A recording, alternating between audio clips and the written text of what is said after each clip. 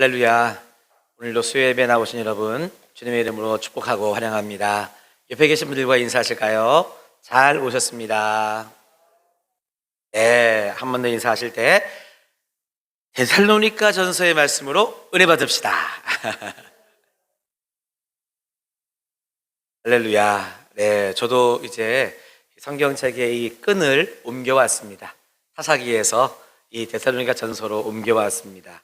성경책에 끈이 두 개가 있는데 저는 새벽 기도회 때 보는 말씀과 그리고 수요예배 때 보는 말씀으로 이렇게 저는 끈을 해놓습니다. 주일도 물론 강해를 하지만 이 끈이 두 개밖에 없어요. 그래서 저는 이렇게 새벽 기도회와 이 수요예배의 말씀을 끈으로 이렇게 쳐 놓습니다. 성도님들도 이렇게 우리 편하신 대로 늘 표시하시면서 더 말씀을 가까이 해 보시면 좋겠습니다. 자, 우리 오른손을 가슴에 대고 5번의 또 사랑의 고백을 나눕시다. 나를, 성도님을, 가족을, 이웃을, 하나님을 사랑합니다. 아멘. 우리의 이 사랑의 고백이 결실을 맺는 우리 가을 좋은 계절이 되기를 축복합니다. 우리 아들이 있는 분들은 아들이 군대 갔을 때 편지 써보신 적 있나요? 딸이 있는 집은 뭐 딸만 있으면 죄송한 일이지만 저는 아직 아들이 군대를 안 가서 제가 써보지는 못했습니다. 그런데 편지는 받아 보았습니다. 내가 군대에 있으면서 편지를 쓴 대상과 받은 대상이 딱 둘입니다. 하나는 부모님께, 하나는 말하지 않아도 알아요. 네, 말하면 몰라. 또 그냥 누구한테 했지 또 이렇게 하실까봐 지금의 제 아내한테. 그래서 쓰기도 그렇게 썼고 받기도 그렇게 받았습니다. 부모님께 편지를 받은 거를 제가 이렇게 수요 말씀을 준비하면서 생각해 보니까 제일 처음 부모님이 받은 거는 소포였어요. 제가 입대할 때 입고 갔던 옷, 그 다음에 뭐 신발 뭐 이런 거 택배로 보내잖아요. 그거를 제일 먼저 받으셨고, 그 다음에는 이제 이렇게 훈련소에서 썼던 편지를 받으신 다음에 그 주소를 보고 이 편지를 보내주셨는데, 하여튼 저를 참 걱정하시는, 염려하시는 부모님의 마음이 담겨진 편지였습니다. 필체가 다르잖아요. 아버지의 필체와 어머니의 필체가 다른데, 아버지는 그래도 걱정하는 마음을 담은 편지였고, 어머니의 편지는 거기에다 왜 편지를 아들한테 편지 쓰다 보니까 어머니의 마음이 좀 많이 이렇게 참 그랬겠죠. 눈물이 이렇게 떨어져서 마른 그런 자국이 있는 편지를 받은 적이 있습니다. 저는 고향이 제주도다 보니까 특별히 이렇게 막 훈련소 앞에까지 이렇게 배웅하실 수도 물론 있었지만 제가 그거를 이제 사양을 했어요. 아유, 또 뭐 입대하려면 또 부대까지 막 비행기 타고 오셔가지고 또 뭐 하려면 이게 참 번잡해요. 거리가 멀면. 그래서 저는 제주공항에서 이렇게 인사를 했었습니다. 그래서 야, 잘 다녀오겠습니다. 그래, 건강하게 군생활 잘 하고 와라. 이렇게 인사하고 이렇게 표 검사하고 딱 안에 들어가면 문이 닫히면 그 문이 보통 불투명 유리예요. 그러니까 안에서 밖이나 밖에서 안을 못 보게 그렇게 했잖아요. 문을 딱 이렇게 통과해서 들어갔어요. 들어가서 문이 딱 닫힌 다음에 이렇게 돌아서 문 틈 같은 거 보면 또 보여. 또 보니까 하여튼 이렇게 안 우실 것 같은 아버지도 이제 들어간 제 뒷모습을 보면서 살짝 이렇게 눈물을 닦고 계셨고, 어머니는 그냥 이렇게 울고 계시는 모습을 보았습니다. 그래서 늘 어머니 아버지의 사랑을 받으며 오늘까지 지내왔지만, 대표적으로 군 입대할 때 그때의 모습이나 편지를 생각해 보면 얼마나 부모님이 아들인 저를 사랑해 주셨는지 그 마음을 느낄 수 있었습니다. 제가 부모가 되고 부모의 그런 심정을 느꼈던 게 언제일까, 처음 느꼈던 게 언제일까 생각해 보니까 아이를 이렇게 맡겨놓고 떨어져야 했을 때가 있었습니다. 저와 제 아내가 이렇게 목사로서 각각 이렇게 교회 사역을 하다 보니까 하나님께서 첫째를 좀 늦게 주셨어요. 결혼하고 4년째 됐을 때 큰애 수아가 태어났습니다. 물론 저희가 애를 보면서 이렇게 사역도 할 수 있었지만 첫째다 보니까 양가 우리 어머니들이 1년 동안은 봐주시겠다고 했어요. 그래서 한 달, 2달씩 돌아가면서 봐주셨어요. 그래서 처음에는 이제 서울에 계시는 장모님이 2달을 봐주시고, 그 다음에는 이 제주도에 계신 또 저희 어머니께 2달 또 보내서 이렇게 봐주시고, 이런 생활을 1년을 했습니다. 근데 서울에 장모님이 봐주실 때에는 일주일에 한 번씩 갈 수가 있었어요. 보고 싶으면 일주일에 2번도 갔지만 일주일에 2번 가기는 그렇게 쉽지는 않았고, 일주일에 한 번은 꼭 만나러 갔단 말이에요. 그래서 좀 일주일에 한 번씩 보고 헤어질 때에도 물론 수아야 보고 싶었어. 근데 제주도에 이렇게 수아를 보낸 다음에는요, 2달 동안 만나지를 못하는 거예요. 그죠? 그때 그 당시는 이렇게 우리 영상 통화까지 할 수 있는 상태 그런 때가 아니었다 보니까 그냥 단순히 응애응애하는 목소리를 듣는 거, 그 다음에 잘 놀고 있다, 잘 먹고 있다, 잘 자고 있다, 잘 싸고 있다, 이런 소식을 전해 듣는 거, 그 다음에 저희 아버지나 어머니가 수아를 데리고 어디 공원이나 어디 이렇게 나가서 애기 이렇게 해주는 사진 한 장 이렇게 문자 같은 걸로 딱 받는 거, 아니면 메일로 사진 한 10장 이렇게 쫙 받아보는 거, 그런 거였습니다. 사실 저 떼고 그렇게 보내는 상황이 되어서 부모로서 참 이렇게 첫째 아이와 함께 하지 못했던 그 떨어진 시간을 경험을 하다 보니까 진짜 이 부모의 마음을 좀 알겠더라고요. 저희가 물론 제주도에 내려가서 아이를 맡기고 올 수도 있지만, 그렇게 하려면 아내만 보내기도 그렇고, 저 혼자 또 아기를 안고 가기도 그렇고, 둘이 가자니 그렇고, 늘 어머니가 김포공항으로 서울 오셔서 공항에서 몇 시간 보내다가 그 다음에 공항에서 어머니와 큰애를 보냈거든요. 김포공항이 이 모자 간의 상봉의 장이자 이별의 장이었습니다. 그래서 마치 제가 군대 갈 때 그런 모습처럼 큰애 수아를 이렇게 저희 어머니께 이렇게 들려서 무슨 가방 이렇게 포대기 이렇게 해가지고 이렇게 이 게이트를 통과해서 들어갈 때, 우리 부모님이 그렇게 군대 가는 저를 이 뒷모습을 보면서 눈물도 흘리셨고, 걱정하셨고, 기도하셨고, 편지도 썼던 그 마음을 조금이나마 알게 된 거예요. 그래서 그때 참 이렇게 섬겨주셨던 양가 부모님의 그 마음이 참 감사했고, 저도 참 부모가 되자마자 그런 어떤 애틋한 마음을 느꼈던 적이 있었습니다. 여러분, 바울과 데살로니가 교회, 오늘 이 데살로니가 전서는 여러분 바울과 데살로니가 교회와의 관계를 우리가 알 수 있는 그런 이 편지인데요, 바울과 데살로니가의 교회는 마치 바로 졌을 땐 아이를 두고 떠나는 부모와 자녀와의 어떤 관계라고 우리가 생각을 하고 이 말씀을 대하면 이해가 가장 좋은 말씀입니다. 데살로니가 교회는요, 사도행전 16장 이후에 보면 바울이 여러 번의 전도 여행을 하게 되는데, 2번째 전도 여행, 몇 번째? 여러분 전도 여행 코스 이거 여러분 다 외우시기 어렵잖아요. 그냥 이럴 때 딱 그냥 접수하면 좋죠. 데살로니가 교회는 바울이 2번째 전도 여행을 하던 중에 세운 교회다, 이렇게 여러분 이해하시면 좋습니다. 바울이 2차 전도 여행을 할 때에는요, 이 바다를 건너서 유럽 땅에 가서 복음을 전하게 됐는데, 첫 번째 세워진 교회는 빌립보 교회였고, 2번째 세워진 교회가 이 데살로니가 교회였습니다. 그런데요, 이 데살로니가 교회는 다른 교회들보다 이 바울의 마음에 아픔을 가지고 안타까운 마음으로 늘 기도하게 되었던 그런 교회였습니다. 그 이유를 한번 잠시 우리 오늘 첫 시간이니까 생각해 보실까요? 처음에 이 데살로니가 사람들에게 복음을 전했을 때 그 사람들이는요, 의외로 너무너무 복음을 잘 받아들였습니다. 여러분들도 전도하다 보면 어떤 사람은 막 10년, 20년 전도해도 진짜 뭐 여러분 뭐 이런 표현하면 그렇지만 씨알도 안 먹히는 그런 사람이 있는가 하면 어떤 사람한테는 아유 뭐 누구 엄마, 아유 누구 아무개 씨 우리 교회 같이 가서 우리 신앙생활 같이 하면 너무 좋겠어요. 그러면 마치 기다렸다는 듯이 아 그럴까요? 교회 한번 나가볼까요? 이런 사람이 여러분 있다는 거예요.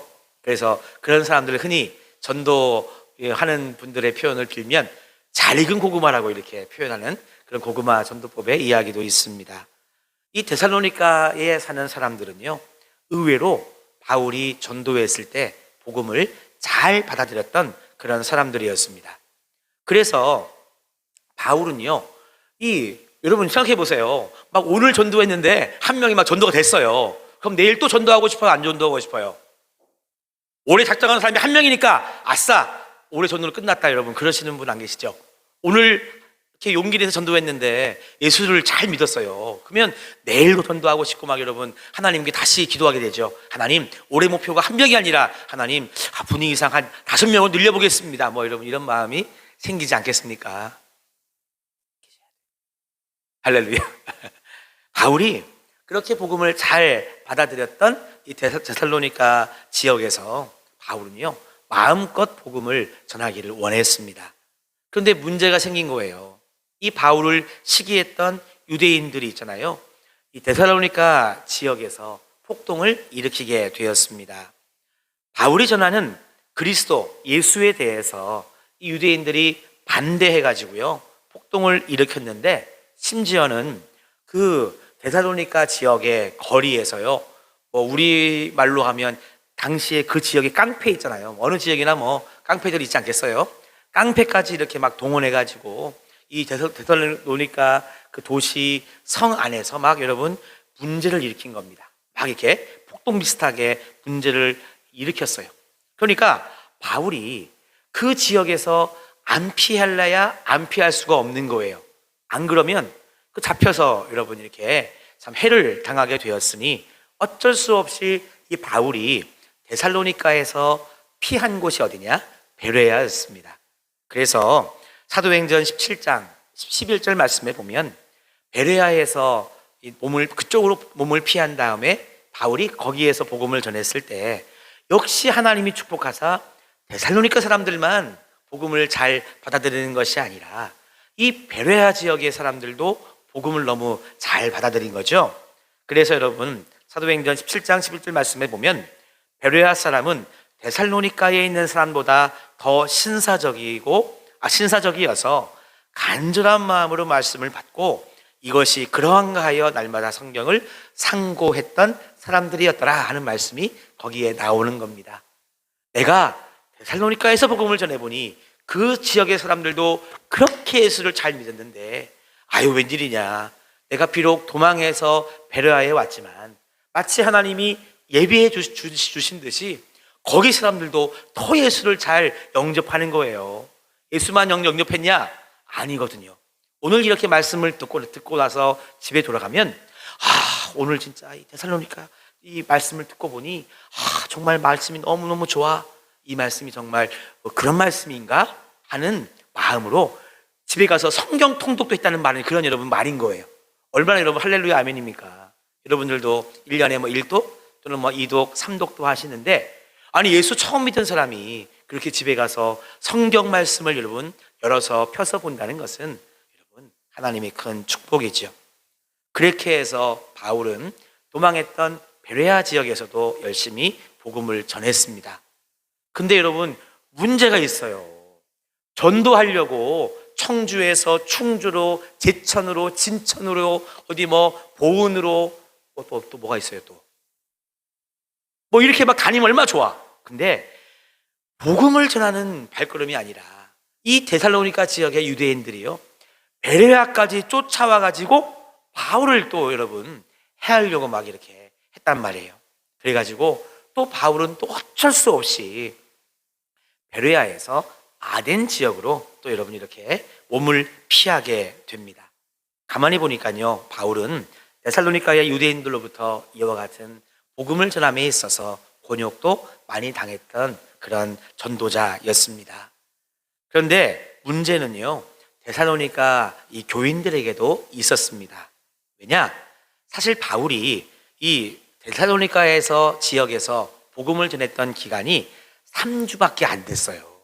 그러니까 예를 들면 이 청주에 와가지고 복음을 전한 지 3주 만에, 예를 들면 우리 정화교회가 이렇게 여러분 세워졌다고 보시면 되는 거죠.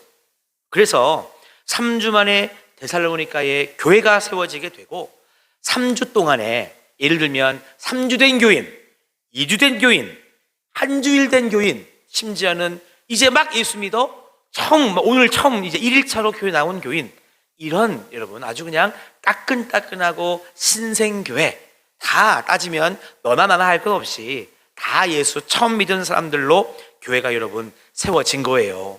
긍정적인 모습은 그렇게 3주밖에 되지 않았지만 이 데살로니가 교인들은요, 마음에 뜨거움과 열정이 있었습니다.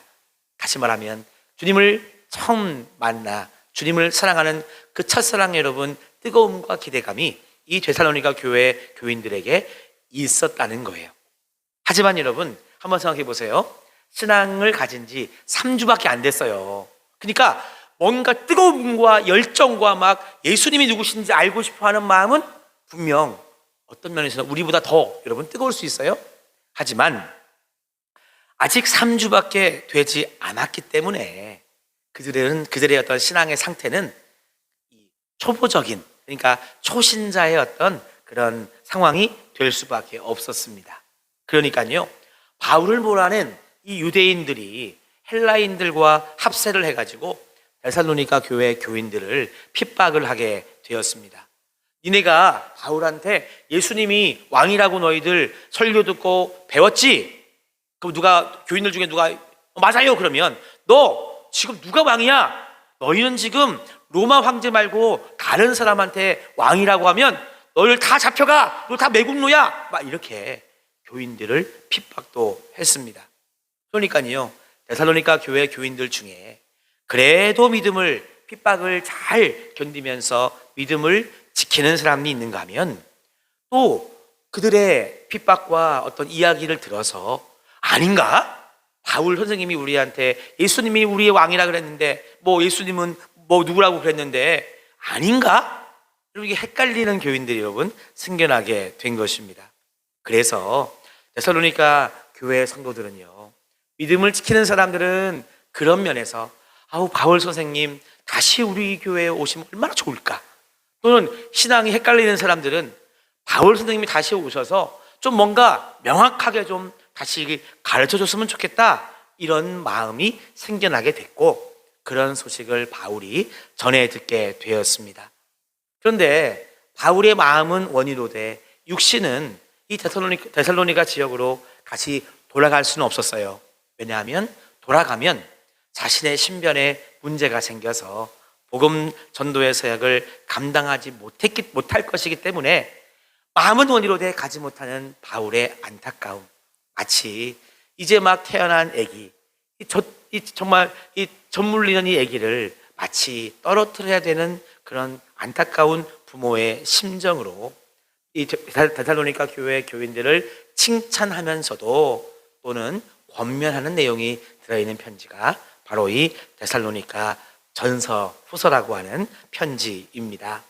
그래서요, 우리가 데살로니가 전서와 후서를 읽다 보면 여기에는 데살로니가 교인들을 향한 칭찬의 내용과 또 책망이 섞인 그런 여러분 권면의 말씀이 함께 담겨져 있습니다.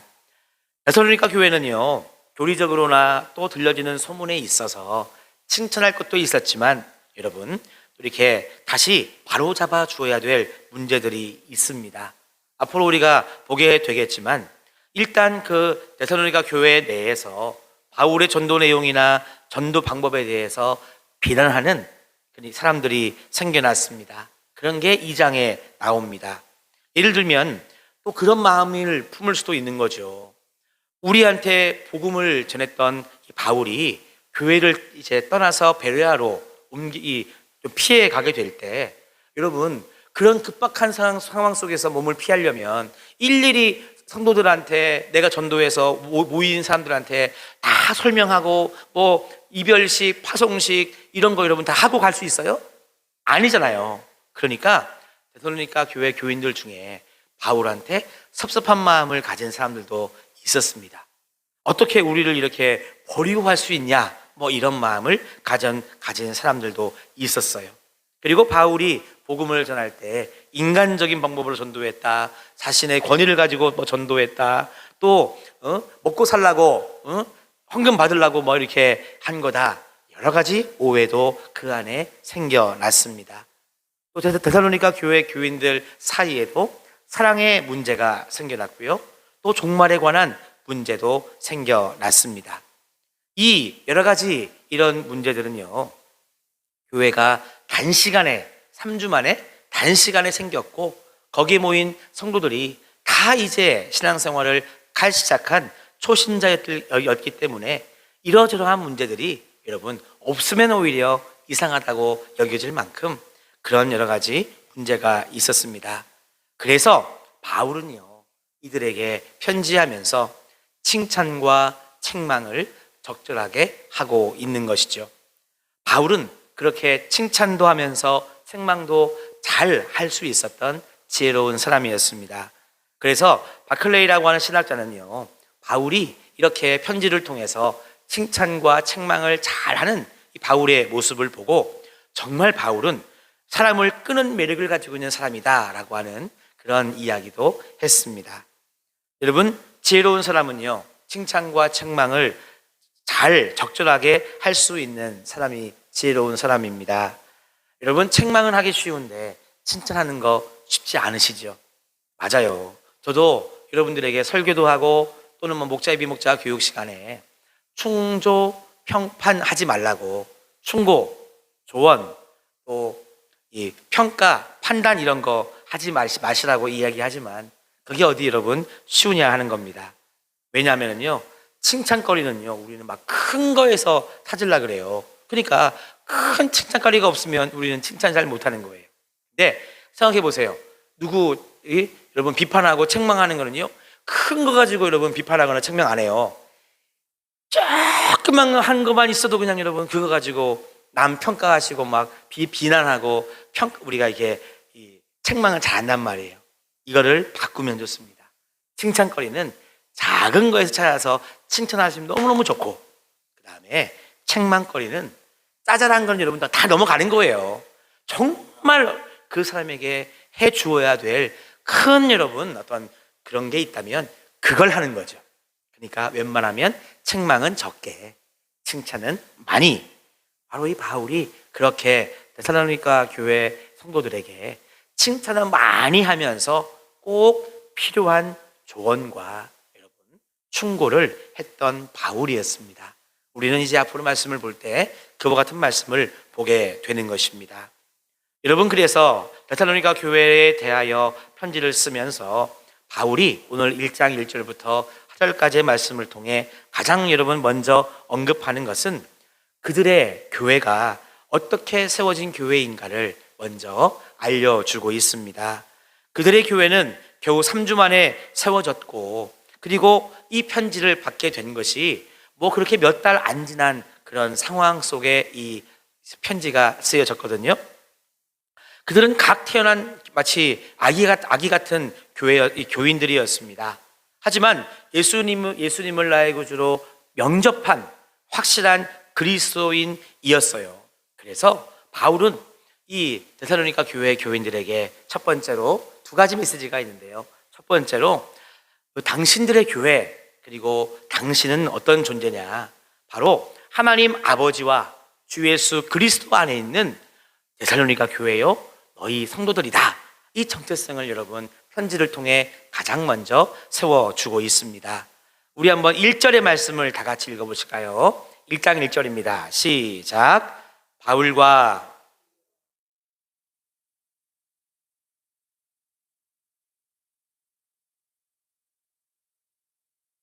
편지하노니까지 그렇습니다. 가만히 보니까 하나님 아버지와 주 예수 그리스도 안에 있는 데살로니가인의 교회에 편지한다고.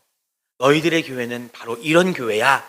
그리고 너는 바로 이런 성도야 하는 것을 분명하게 여러분 이렇게 가르쳐 주고 있습니다. 모든 교회, 예수님을 그리스도로 고백하고 우리는 하나님의 자녀라고 여러분 고백하는 사람들이 모인 교회는요, 다 하나님의 교회입니다. 그런 모든 교회는 다 예수님의 피값으로 사신 교회이고 예수님과 하나로 연합한 여러분 교회죠. 그렇기 때문에 이 땅에 존재하는 모든 교회들은 어느 한 교회, 소홀한 교회, 무의미한 교회 여러분 하나도 없습니다. 물론 여러분 성도들의 믿음이 약한 공동체가 있을 수 있죠. 교회마다 특징이 있습니다. 어떤 교회는 훈련 프로그램이 잘 되어 있어가지고 성도님들이 막 훈련 잘 받는 막 이런 교회가 있을 수 있죠. 어떤 교회는 훈련은 좀 부족해도 기도와 말씀에 여러분 이 열심이 있어서 경건하게 살려고 애쓰는 그런 교회가 있을 수 있습니다. 여러분 또 어떤 교회는요, 이것저것 다 부족하지만 예배의 열정이 있어서 정말 예배를 잘 준비하고 예배 드림에 여러분 기쁨 있는 그런 교회도 있습니다. 어떤 교회는 또 이제 막 개척이 되었기 때문에 여러 면으로 약해서 주님 정말 귀한 성도 한 명을 보내달라고 기도하는 그런 교회도 있을 수 있습니다. 중요한 것은요, 그 교회의 모습이 어떠하든지 간에 예수님의 이름으로 모인 교회, 예수님과 연합된 교회는요, 모든 교회가 다 하나님의 교회라고 하는 사실입니다. 그 연수가 얼마가 됐든 이런 것은 다 후차적인 문제고, 주님과 연합한 교회인가?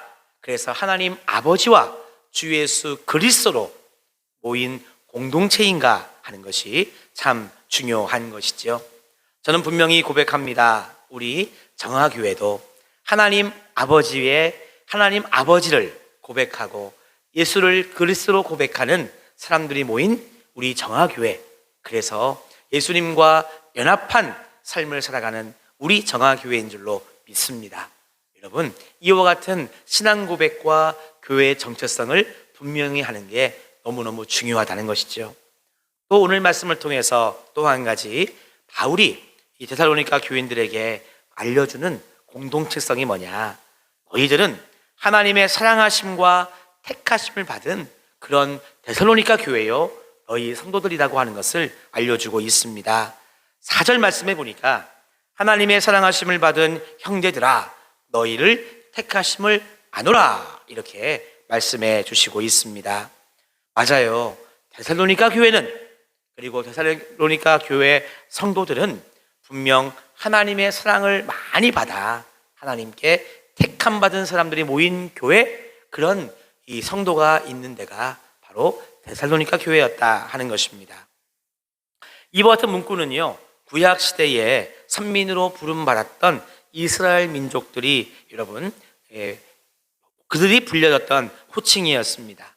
이스라엘 사람들에게 있어서 선민의식, 하나님의 택함받은 우리 민족 이런 거는요 얼마나 대단하고 자부심이 있는 건지 모릅니다. 지금 그렇기 때문에 마치 과거의 구약의 이스라엘 민족이 우리는 하나님께 택함받은 민족이야, 하나님은 우리를 사랑하셔 라고 하는 그런 정체성을 지금 데살로니가 교회 교인과 그 교회 공동체에게 바울은 해주고 있다는 거예요. 너희들이 하나님께 택함받은 존재고 너희들이 지금 하나님께 사랑을 많이 받고 있는 그런 존재라고 여러분 알려주고 있습니다. 사랑하는 성도 여러분, 교회는 바로 그런 곳입니다. 하나님의 사랑을 받는 공동체가 교회입니다. 저는 그래서 우리 사랑하는 성도님들이요, 하나님의 사랑을 매일매일 충만하게 말하면, 너무 많이 말하면 입이 아프니까 충만 곱하기 100, 1000, 만, 10만, 100만, 1000만, 억, 여러분 하나님의 사랑을요 그렇게 많이 받고 충만히 받는, 부족함 없이 여러분 흘러넘치도록 받는 공동체가 교회인데, 우리 몸된 정화교회가 그런 교회가 되기를 간절히 축원합니다. 그리고 우리들의 마음속에는 나는 하나님께 택함 받은 존재라고 하는 신앙의 고백이 너무너무 중요한 거예요. 코로나 시대를 지나면서 여러분 이제 요즘은 어느 뭐 컨퍼런스, 어느 세미나 뭐 또 이런 데에서 가면은요 다 그런 얘기해요. 이 포스트 코로나가 지나가는 이제 이 시대에 어떻게 뭐 교회를 세우며 예배를 세우며 공동체성을 회복하며 다 그런 비슷한 주제로, 그래서 어떻게 다음 세대를 살리며, 그래서 어떻게 뭐 소그룹을 다시 회복하며, 뭐 어떻게 하면 어떻게, 이런 이 관심을 가지고 많은 분들이 기도하고 이렇게 이 서로 참 이렇게 하는데, 여러 가지 조사와 통계를 보니까요, 앞으로 코로나가 이제 지나가는 앞으로에 다가오는 시대에 뭐랄까 건강한 교회, 이 건강한 교회는 이런 조건을 가진 교회가 더 건강하게 잘 세워질 거라는 어떤 이 조사 통계가 있더라고요. 이거는 조사 통계입니다. 일단 교회 연수가 이 역사가 짧은 교회가 앞으로 더 뭔가 성장하고 잘 될 가능성이 많대요. 이거는 이 뭐 한국 교회 여러 이 다양한 교회 성도들한테 이렇게 설문조사를 한 결과라는 거예요. 또 하나는 담임 목사의 나이가 젊은 교회, 이런 교회가 앞으로 더 잘 될 거다. 그 다음에 소그룹이 이제 건강하게 잘 모여지는 교회가 앞으로 성장할 것이다, 이런 얘기를 합니다. 각각의 다 이유가 있습니다. 왜냐하면 교회 연수가 짧은 교회일수록 열린 마음이 많다는 거예요. 그래서 전도도 열심히 하지만 찾아오는 사람들을 더 따뜻하게 환대한다는 것이죠. 뭐 그런 어떤 가능성이 더 많다는 거죠. 뭐 무조건 아니라는 건 아니지만. 두 번째, 담임 목사의 나이가 좀 젊으면 젊을수록 이렇게 갑작스런 어떤 급변하는 어떤 이런 이 사회 이런 여건 속에 대안을 빨리빨리 마련하고 이렇게 뭔가 변화에 대응을 더 잘 할 수 있는 여건이 많다는 거죠. 뭐 나이가 다 중요한 건 아니지만 가능성이 더 많다. 그리고 코로나 때문에 이 교회를 좀 덜 나오거나 아니면 온라인으로 예배를 드리는 사람들 중에 이 교회에 대한 소속감이 많이 떨어진 성도들이 있거든요. 실제로 많습니다. 그런데 소그룹이 잘 되는 교회 있잖아요. 우리로 말하면 믿음, 소망, 사랑 목장이 있는데, 목장 모임이 잘 되고 목장 모임이 풍성한 교회일수록 이렇게 뭐랄까요? 그러니까 이 온라인 예배만 드리고 교회 안 나오는 사람이 뭐 이게 그런 분들이 적다는 거예요. 없지는 않지만 소그룹이 잘 되는 교회가 성도들의 입장에서 내 교회라는 어떤 소속감이 있어서 더 여러분 이 앞으로 가능성이 많다는 연구 결과가 있습니다. 저는 보니까요, 우리 정화교회가 그 세 가지에 다 해당되더라고요. 갑자기 이상하다 생각하시죠? 제가 알기로 충청북도의 첫 교회가 신대교회라고 알고 있습니다. 맞나요? 신대교회 맞죠? 그렇게 제가 알고 있어요. 신대교회는 그래서 120년 넘은 걸로 제가 알고 있는데 맞는지 모르겠습니다. 하여튼 신대교회와 비교하고 뭐 우암교회하고 비교하면 우리 교회는 아직 연수가 짧아요. 그래서 우리 교회는 앞으로도 여러분 무궁무진한 가능성이 많은 교회입니다. 믿으시면 아멘 하시고, 아유 아멘 해주셔야죠. 맞아요. 그 다음에 우리 교회 정화교회는요, 담임 목사가 일단은 저는 아직까지도 어디 가면 다 젊다는 얘기를 들어요. 도대체 제 나이가 얼마나 돼야 이제 젊은 목사라는 말을 안 들을 건지 모르겠어요. 하여튼 저는 가는 곳마다 다 젊은 목사 좋아요. 전 젊은 목사가 나중에 젊은 목사라고 안 해주시면 그때부터 저는 내가 늙었나? 벌써 내가 은퇴할 때가 됐나? 이런 마음이 들 것 같습니다. 노회를 가도 그렇고 어떤 목사님들 모임을 가도 그렇고 뭐 시찰회를 가도 그렇고 하여튼 저도 계속 젊은 축에 들어가기 때문에 우리 정화교회는 가능성이 있다고 저는 그렇게 믿습니다. 그리고 우리 교회 믿음, 소망, 사랑 목장 얼마나 여러분 소그룹 우리 목장 모임에 은혜가 많습니까? 그래서 앞으로도 우리 믿음, 소망, 사랑 목장이 여러분 더 은혜가 넘치고 풍성해지면 풍성해질수록 우리 정화교회는 더 여러분 가능성이 하나님의 은혜를 많이 받는 그런 우리 이 포스트 코로나 시대의 중심적인 교회가 저는 분명 될 줄로 믿습니다. 이번에 어제 그저께 이 컨퍼런스에 가서요, 저도 이렇게 배우기도 많이 배웠지만 우리 교회에 대한 이야기를 하는 시간도 있었고, 마침 제가 얼마 전에 이렇게 읽었던 이 책의 내용을 가지고 또 교수님이 뭐 이렇게 강의도 하시고 하더라고요. 마침 그래서 오히려 저는 좀 배우기도 많이 배웠지만 또 저는 또 마침 어떻게 하나님께서 미리 한 주 전에 읽게 하신 책이 또 있어가지고 오히려 저는 조금 이렇게 미리 좀 알게 된 입장에서 좀 아는 척? 좀 이렇게 할 수 있는 기회도 있었습니다. 여러분, 하나님께서 오늘 우리 정화교회에 주시는 이 말씀이라고 꼭 믿고 이 데살로니가 전서의 말씀을 보게 된다면 우리 교회는 하나님 아버지와 예수 그리스도를 고백하는 여러분 믿음의 공동체, 그런 성도님 한 분 한 분이 모인 그런 여러분 정말 좋은 교회이고, 또 오늘 말씀해 보니까 우리 정화교회는, 정화교회 성도님들은 하나님의 사랑을 많이 받으면서 하나님의 택하심 받은 영혼들이 이 자리에 모여 있기 때문에 우리 교회도 복받은 교회고 성도님들 한 분 한 분도 다 복받은 성도님들이십니다.